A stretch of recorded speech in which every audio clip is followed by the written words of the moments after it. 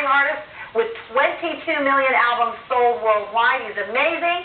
He's got a CD, he's got a new one out, and also of a new book. All this at the age of 36. Please welcome my friend, Michael Buble.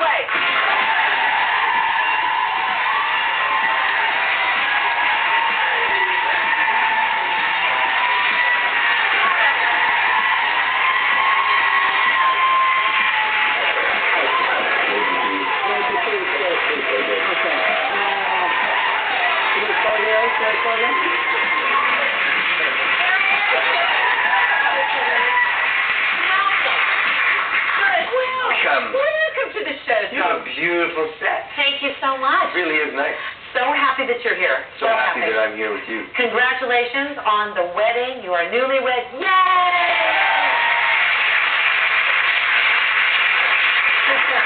Tell us about your wedding.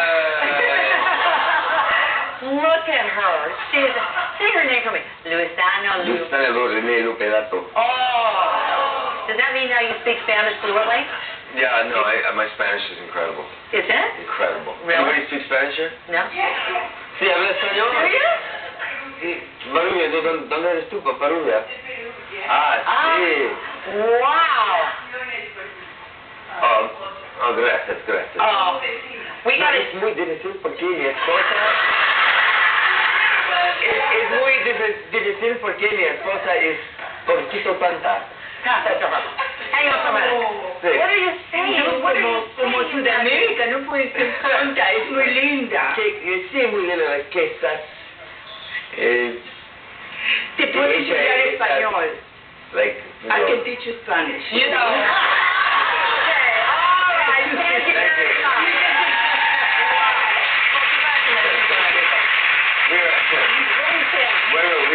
We were just messing around because she said to me, "Oh, congratulations on your wife, your beautiful wife," and I said, "Thank you so much." I said, "But really, she's a little stupid." Oh! And she said, "No." And then she said, "But if your wife and you don't work, we can do it." But she didn't say it all. Nicely done. Nicely done. Thank you for the translation. Let us talk about this book, okay? On stage, great photos in here, and you talk. This is you talking. It's a really, it was a fun book to do because I hate getting my picture taken. You do? I hate it. It's the worst part of my. Well, you're very photogenic. Well, you're very sweet. I'm very Photoshoppy too, probably. They had this idea to do this. This was only supposed to come out in the UK. Oh, right. So we did this thing. They said, okay, Leona Lewis, do you know who that is? They said, she's made one of these. Would you be interested? And we said, okay, whatever. So Dean Freeman was this incredible photographer who followed me everywhere, lived with me. He was there for a long time. Was it like following for a year? A long time. So he was there so much that I sort of lost that sort of insecurity because he was. Were you used to being there? You got very used to him. He's the guy, and he was really low-key guy who stayed away, and so he got really interesting shots, really personal things that only that basically you only see if you hang out with me or live with me. Well, people really want to see that. I mean, we see you on stage. Do they really? Yeah, you know what, honey, they do. They want to see you backstage, and sometimes we get that from you. Yeah. But there's a picture of you and Grandpa and your dad, and there's a picture of you and Lou, and there you were. I didn't know how messy you were until I saw that picture. That's not even close. Not even close. But I mean, life backstage, you know? Yeah, that's it. Yeah? You want to tell me who that person is? That's my grandma. I'm saying, where's my chicken? And that's my grandpa there, grandpa. Yeah. So you got used to the camera being there. The other thing and the other thing is the writing, of course, is what you're going to say. And the deal is that I always wanted to make this very clear. I felt like I was far too young into my career to have a memoir. I thought that it was a little cheesy to do that. I thought that, I'm not ready yet. Let me have a few more years under my belt, and then we'll do this. And so this it's just, you'll see, it's a very brief synopsis of my life and what happened, and just basically wanted you guys to get to know me a little bit more, maybe things that you didn't know. And correct some things, but it's late. I read this in an hour. Yeah, it's really a fast read. But it really, what's great about it? It's about how you got to where you are. Yeah. It's about a little bit of a temper that you had. Who, me? Yeah. It's about how important family is. Yes. It's about how you don't like even security guards to treat anybody. No, I don't want anybody. Would you No. like your people to treat No. anybody? I don't have people, but you do, and I would like that. I only have a couple of people. I just met your people. But I mean, it's all that stuff. But I'm hearing you speaking when I'm reading Yeah. this. The fun story is the fact that when you were backstage, you were not.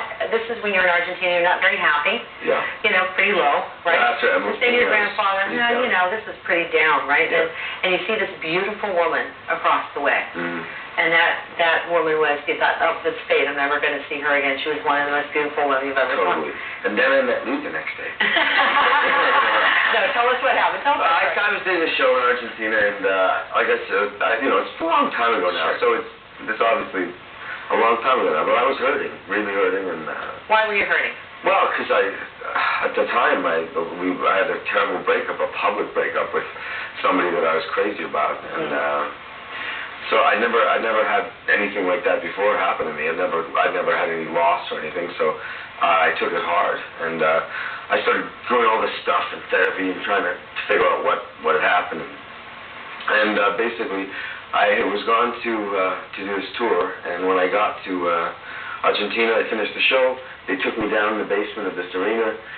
My security guys all threw me into a van, and as we were taking off, about where maybe you are in the back, I saw this woman, and she was really beautiful, and it hit me, and I said to my grandfather, he was in the van with me, and I said, oh, geez, Grandpa, I said, I've seen the most beautiful woman I've ever seen in my life, and I'm never going to see her again. And turned out that an hour later, I was at a hotel bar, and the guy who runs, the president of the Argentinian record company said, would you like to meet one of our biggest stars? This is her, and she walked in with Mr. Perfect.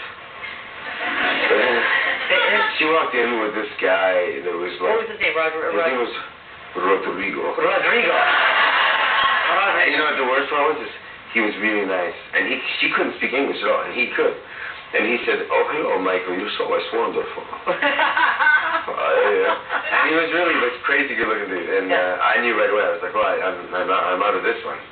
Unless she likes money or something, I'm in big trouble. But you kept talking to him, and she thought you were ignoring her. I talked to him because I was trying to find out in a roundabout way if they were together. Because I would kill a guy if he tried to hit on my wife or girlfriend in front of me. So I didn't know. I just wanted to be really cool. And hey, you guys are sure a good-looking couple together. And blah, blah, blah. But then after about 4 scotches, it turned into, and you have such big arms, don't you? God, you guys are going to have the most beautiful babies, aren't you? And, Did she? No, and that's what he said to me. He said, like, how long have you been together? And he said, like, no, we're not together. I was like, Meantime, if she was sitting here, what would she say about that whole exchange? Well, meantime, she was sitting there on the phone, texting her mother saying, I come to meet Michael Buble, and he is so gay. Even to this day, she'll say like, yeah, Mike, come on. And I'll say, what do you mean come on? She'll say like, oh, and she does this, her imitation of me, which is like, oh, look at your muzzles. You are so tall. Your eyes are so blue. I just did 60 Minutes. 60 Minutes is doing the story on me. Oh, that's great. And so we sat down for the interview. Right. And they were like, we want to interview you and your wife. And I thought, okay, this is awesome, So I sat down with Lou, and they said, so tell us, Michael, what do you feel? I said, you know what, this is my best friend. I said, I love her. She's a compassionate, smart, warm, successful woman whose humility is really not matched by anyone I've met before in this position. And I'm crazy about her, I said, I'm very lucky. And then she said, what do you think, Luciana? And Lou said, oh, yeah, Mike is a good person, and he's good for his people and his fans, and his mom and dad are good people, his family. And then she said, oh, do you have any funny stories? And I thought, this is going to be cute. And then she said, yeah, 60 Minutes.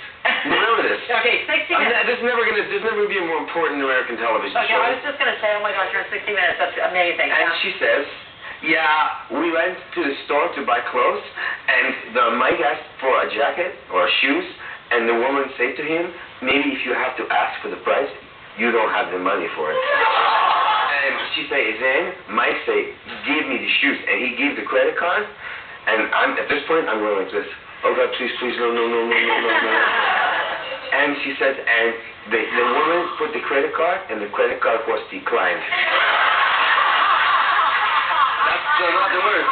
She said, and then my husband said to the woman, oh, do you know who I am?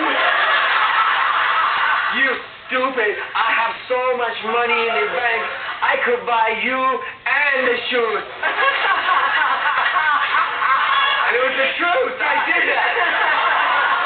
This hasn't aired yet or anything, has it? No. When's it going to air? Come on, you can tell me. I don't know. Okay, all right. December something. December something. Okay, what we're going to do is we're going to take a break. We'll be back with Michael Buble right after this.